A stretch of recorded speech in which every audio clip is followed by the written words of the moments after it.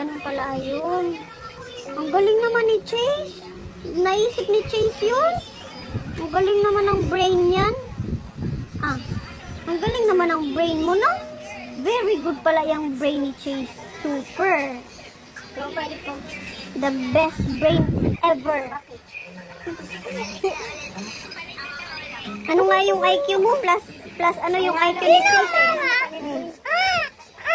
Wait lang, wait. Tanggal mo, tell kita something. Oh, sige. Okay lang mo. You can talk. You know, Mama,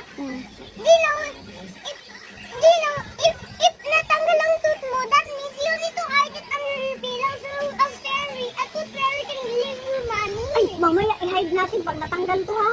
Magkakamani na. I-hide din lang under your pillow? Under your pillow? Yeah. Okay. Tapos pag wake up mo, may money na. Ganun pala yun. Hindi ko alam yun. Tinapon ko yung tooth ko nung kid ako eh. Mamaya nga, tingnan nga natin kung ma-change na yung magiging money nga yung tooth ni Chase. Tingnan nga natin later, no? Ay, tomorrow morning, ha? Pag natanggal to ni Mama, open your mouth para matanggal. 1, 2. Ayun, natanggal na. I-hide natin to. Magiging tooth fairy na yan. Gargle. May